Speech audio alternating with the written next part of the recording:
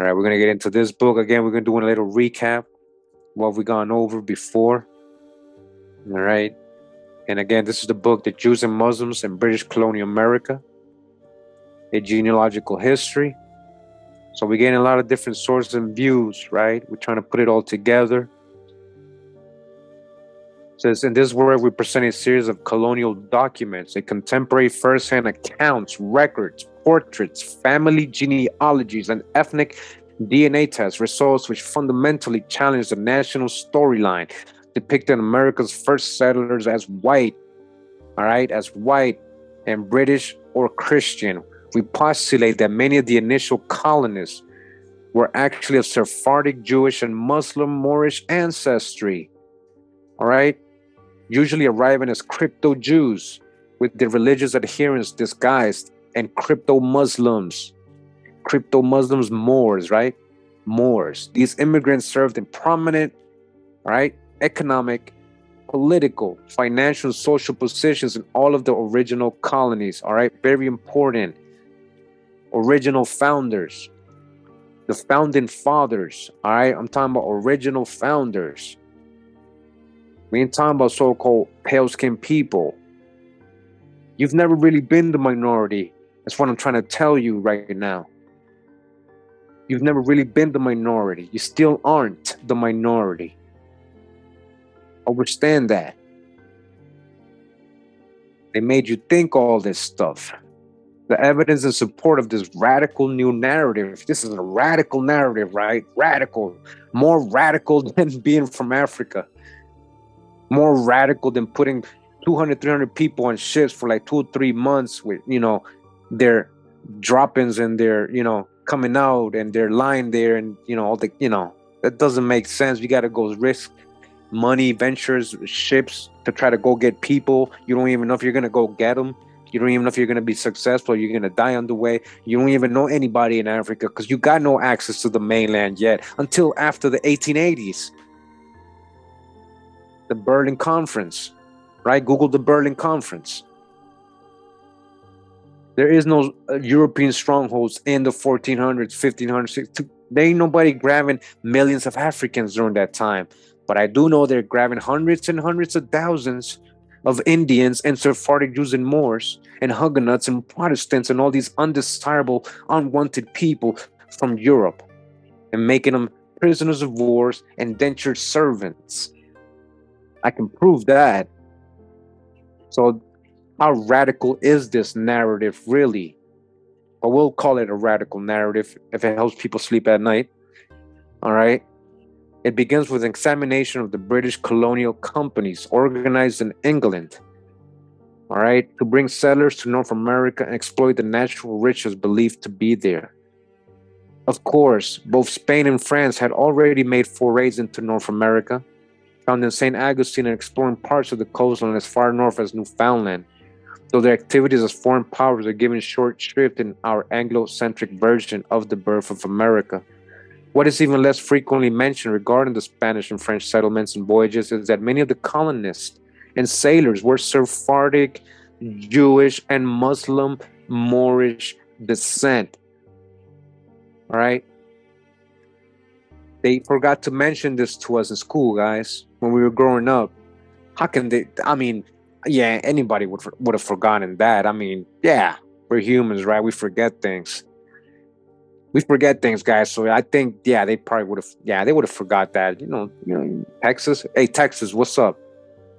Why you forget that? Why didn't they mention to this?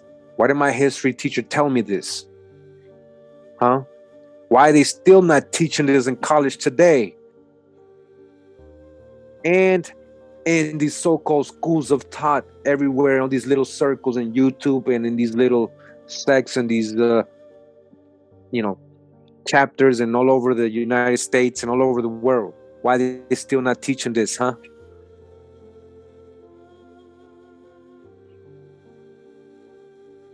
From YouTubers. Why are they not teaching you this, huh? It's an uncomfortable truth to many. I understand. All right? But a lot of people's forgetting to mention this.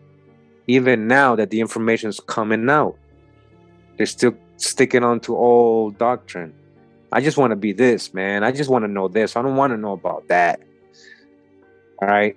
What, Kurimeo? That the actual colonists were Sephardic, Jewish, and Muslim Moorish people. I don't want to know that, Kurimeo. Several of those aboard Christopher Columbus' first voyage in 1492, and famously even Columbus Colon himself, were of Jewish ancestry. Right? He was a Portuguese Sephardi. The Portuguese Sephardi Jews were very dark complexion, remember? They were Jews or crypto Jews. All right. Moving on, it says we document that Spain's loss was Britain's gain.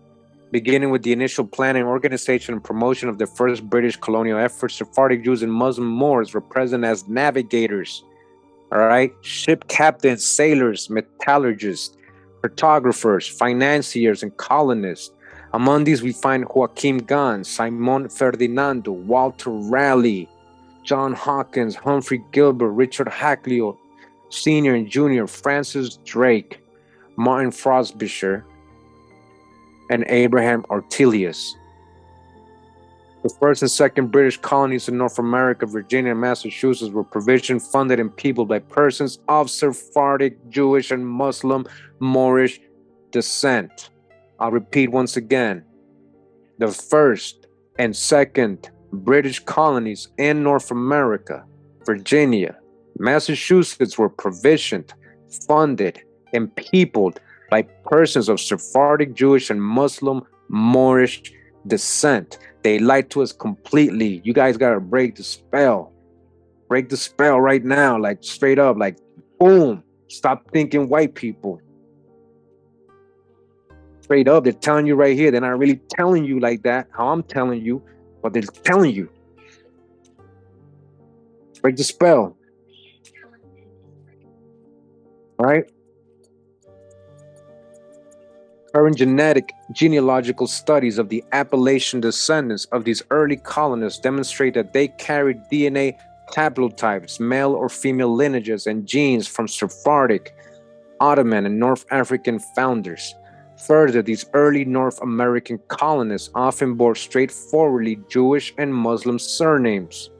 Attested are Ali, Alif, Saracen, Moises, Bagshel, Hagara, Okosan, and even Saladin. Indeed, given the patently non-Christian backgrounds of so many settlers up and down the Atlantic coastline of the American colonies, it becomes difficult to ignore the significant declarations of religious tolerance inscribed in the U.S. Constitution. You understand there's a reason and origin of everything. There's a reason for everything in history. It's just the narrative that changed. When they told us the story, they changed the story a little bit. All right? Why would people fight for freedom of religion? What type of people? And from whom? Who's persecuting them and why? All right? What's going on in the chat? Peace to everybody in the chat. Thanks for being here right now. Appreciate you guys. It says here, even in partially New York, founded by the Dutch, as New Amsterdam was heavily peopled by Sephardic Jews and Muslim Moors. All right, Huguenots, right? Huguenots were heavily there. A lot of these they came from Brazil. A lot of them came from Holland. That had been living in Brazil, they had to go back to Holland because the Catholics came back. And then from Holland, they had to go to New York. All right. So it's the presence of persons from these ethnic affiliations on the governing boards of the Dutch West and East India companies. All right. I grew up thinking, like the way I was taught history, that these Dutch West and East Indian companies were like these white slave owners. All I knew about them is trying to do with slavery in Africa and bringing people from Africa over here. Turns out these Dutch West and East India companies who were financed and funded by Moors and Sephardic Jews was actually mainly helping their own people, whether it was Huguenots, Sephardic Jews, Protestants, anybody that was their people moving around.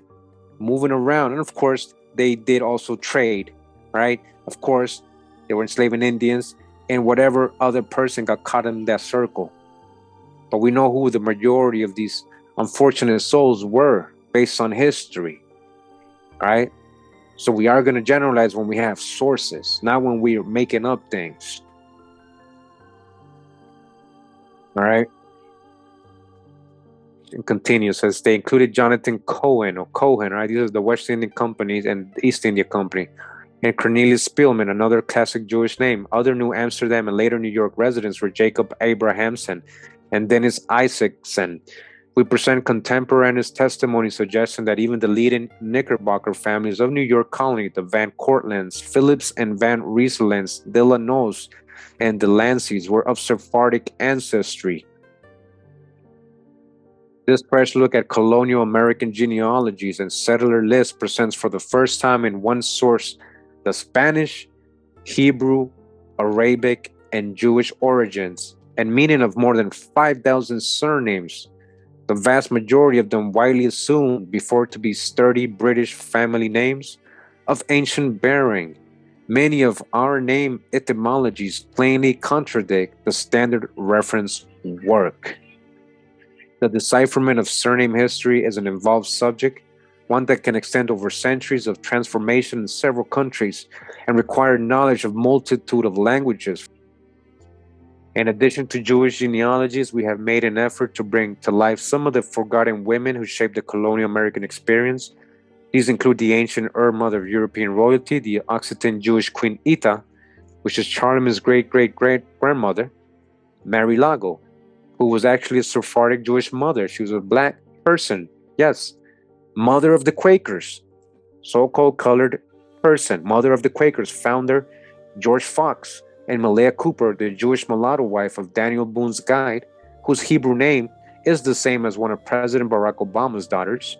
Some of their stories will surprise readers, running counter to traditional historical accounts.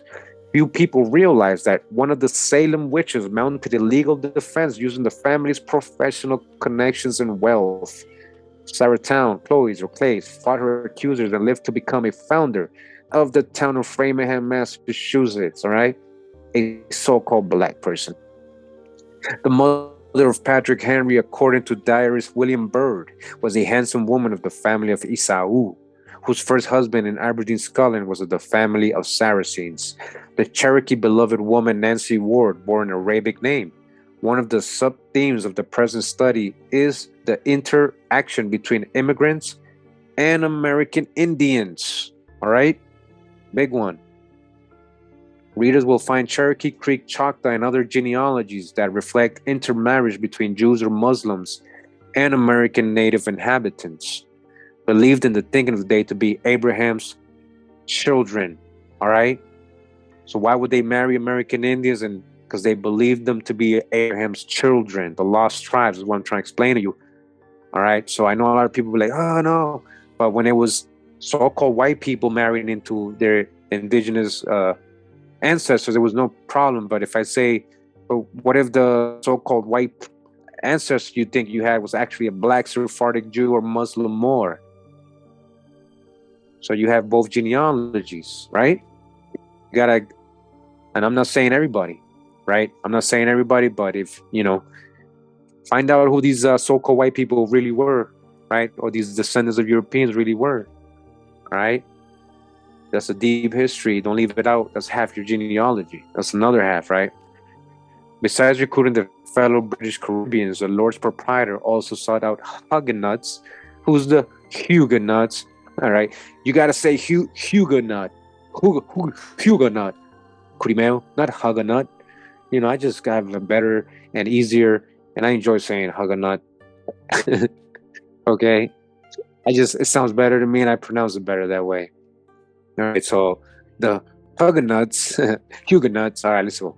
As settlers due to one may surmise to their Sephardic Morisco affinity and enmity towards Spain, right? So they're linking Sephardic Huguenots with Sephardic Morisco, right, affinities. The colonial power to the south. Pamphlets were distributed in French to Huguenot refugee communities in Ireland, all right, for listing of Huguenot refugees in Ireland. When Louis The 14th repealed the Edict of Nantes in 1685, which had provided religious freedom to non-Catholics in France.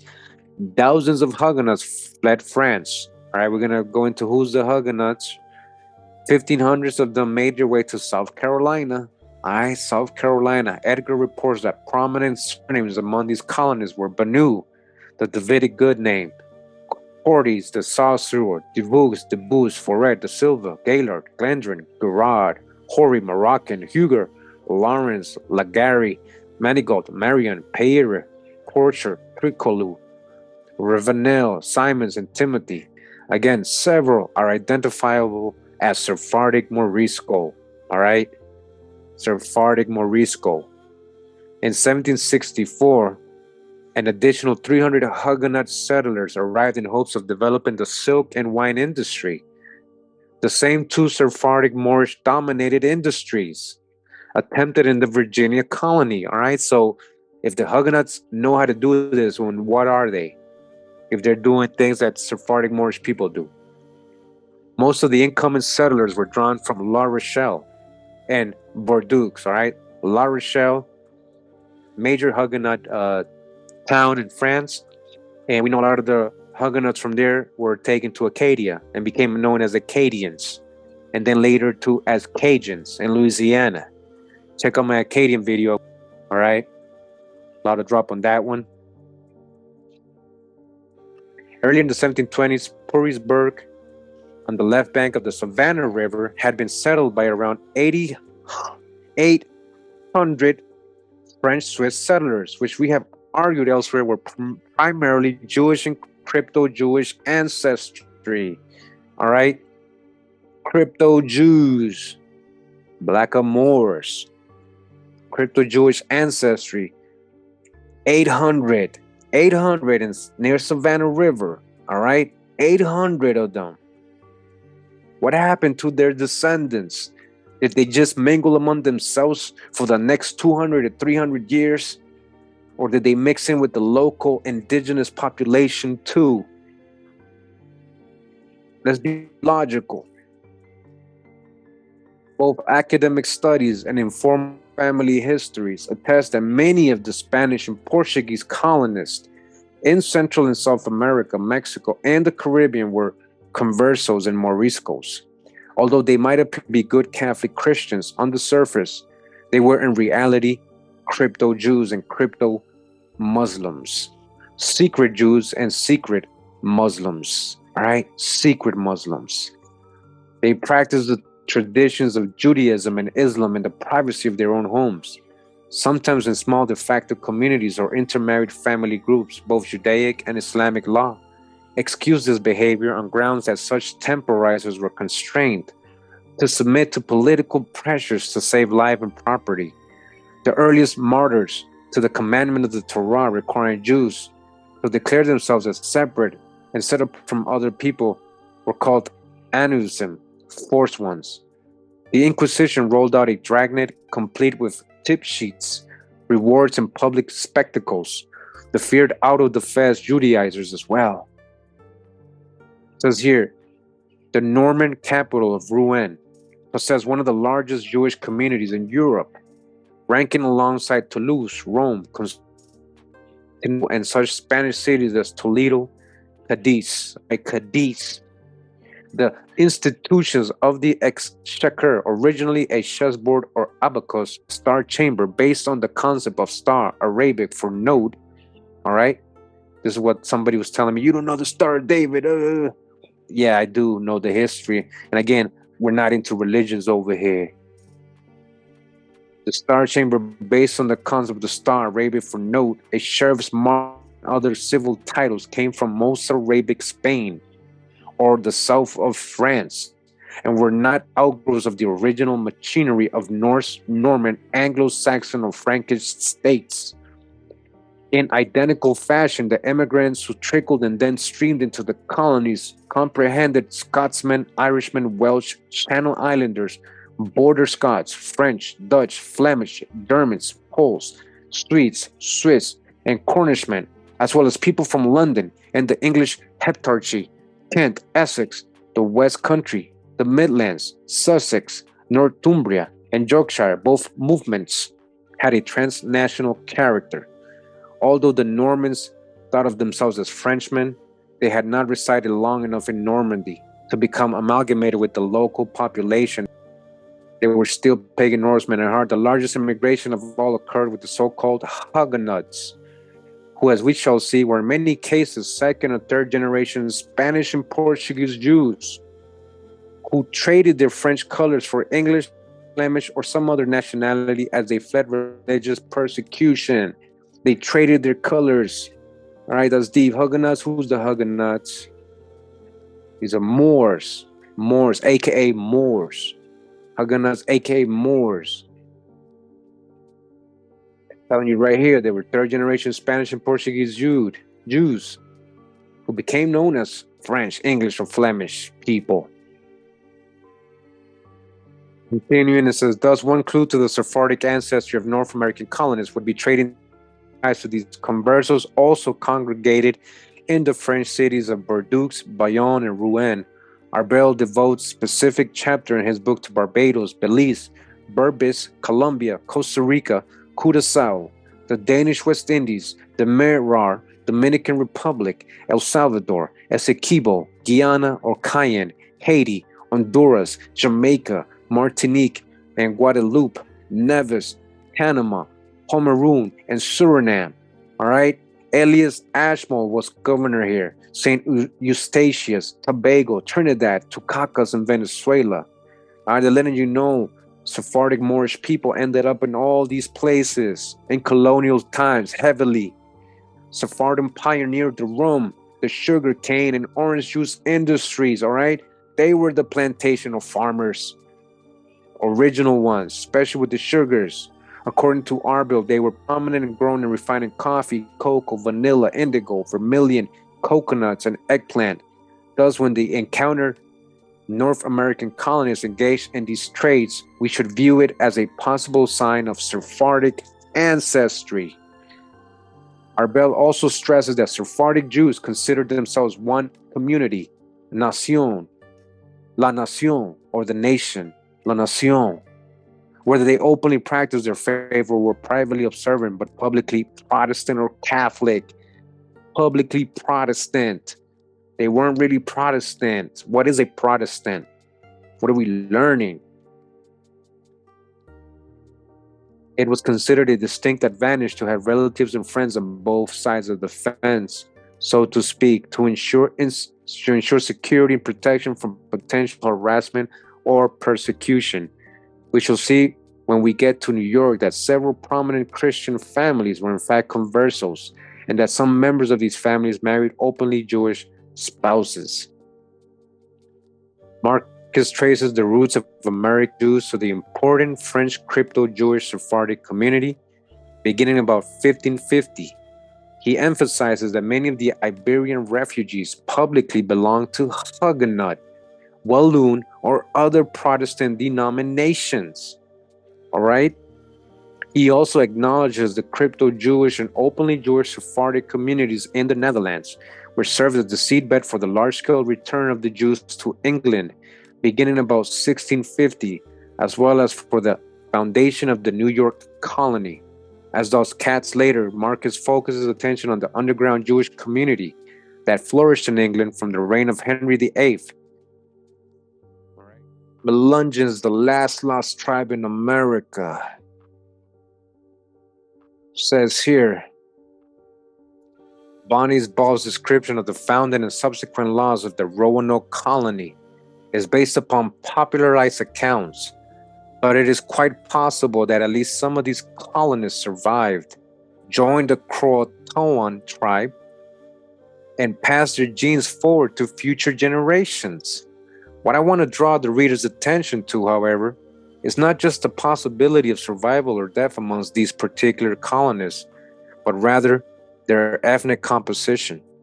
When forming a mental image of the English colonists at Roanoke, most of us probably conjure up light-skinned, blue-eyed, blonde, or fair-haired people who look well English.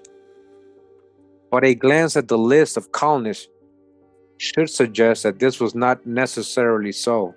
Names such as Philip Armadas, Ananias, Dare, Dionysus, Harvey, Simon, Ferdinando, John Cheever, William Lucas, Thomas Topon, John Farey, and Ambrose Vicars suggest a French Mediterranean origin, and Richard and Henry Berryer carry a widely recognized Sephardic Jewish surname.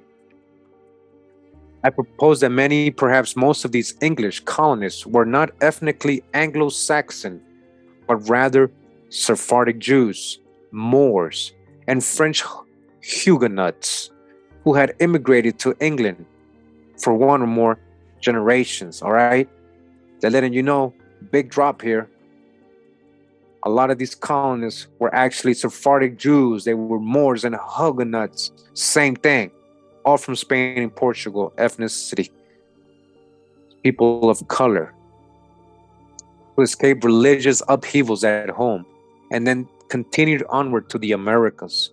This possibility receives additional support from Lee Miller's recent treatise on the Roanoke colony. In Roanoke, Solving the Mystery of the Lost Colony, Miller examines the original letters, contracts, and other historic documents pertaining to Roanoke and its sponsor, Sir Walter Raleigh. From these, she learns that the governor of the colony, John White, was in actuality a watercolor artist who was friends with French artist Jacques Le Moyne, a Huguenot, almost killed in the 1572 St. Bartholomew Day massacre of 30,000 Protestants by French Catholics. Le Moyne fled to London, as did young Sir Walter Raleigh, who was assisting the Huguenots. As Miller notes, many non-Catholic refugees fled to England from France during this time to escape death. 15 years later, 1587, Raleigh sponsored the colonization of Roanoke Island. I remember Raleigh also was a Sephardic Jew. De la Raleigh is actually the last name, De la Raleigh, anglicized to Raleigh, French, right? So he sponsored it, and he named John White the governor. White gathered together 115 men, women, and children, including his own pregnant daughter, Eleanor, her husband, Ananias Dare, another woman who had recently given birth, and her husband, and another pregnant woman and her husband, 9 other couples with small children, John Jones, a physician, William Brown, a goldsmith, Anthony Cage, a sheriff, Thomas Hewitt, a lawyer, Thomas Harris, a professor at Cambridge University, and Richard Wildey, a graduate of Oxford University.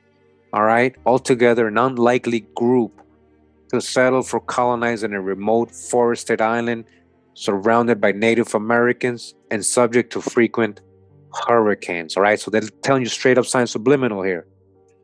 So they got all these people who happen to be family. Most likely everybody there he knows. He kind of knows these people. They're not just bringing random people to colonize. And it's not just anybody you would use to colonize. These are just simple people. A lot of them are professors. Like, they don't know how to survive in the wild. All right? It says, obviously, we must ask ourselves why these people were chosen and why they agreed to go. Miller supplies the answer. The Spanish Inquisition. That's why, all right? What is the Inquisition again? They were fleeing the Catholics, or else they were going to get killed, burned, staked. They were going to get put into slavery, aimed at killing or converting all Jews and Muslims and Protestants. It's expected to arrive in England by the following year. All right? An armada consisting of 130 ships and thousands of Spanish soldiers being ready in Barcelona. Thus, White's unusual collection of colonists were likely felt that they were certainly doomed if they remained in England. Their chances in the New World, though slim, were better. All right? So a lot of these colonists, especially the ones in Roanoke, were what? They're about to be murdered by Spain's Catholics the following year. So they were like, we gotta bounce before they get here. That's why it wasn't just a random thing. And that's why these people are financing it with their ships and paying for all that. And they're being smart with it. They're doing it like a colony, right? But this wasn't successful, right? It says further suggesting that the Roanoke colonists were Jews, Muslims, and or Huguenots is the fact that their navigator, Simon Ferdinando, was Portuguese and a former Barbary pirate. Again, Jewish pirates of the Caribbean, right? Again, full circle. and that their onboard foodstuffs were decidedly Mediterranean: rice, honey, currants, raisins, prunes, olives, beans, peas, salad oil and vinegar, turnip and parsnip seed, radishes, carrots, cucumbers, cabbage, lettuce, endive, onions, garlic, thyme, mustard, fennel, and anise, in addition to the English salted pork and beef, oatmeal, butter, and cheese. Finally, prior expeditions to Roanoke Island financed by Raleigh in 1585 had included a man named Joachim Gans, a metallurgist and specialist in gold and silver from Prague. With this background and name, Gans was in all likelihood a Sephardic Jew. All right. As we see before the end of this chapter, it was very likely a blend of Jewish, Muslim, and Huguenot religious castaways who became the Melungeons. Robert Dre, Bye.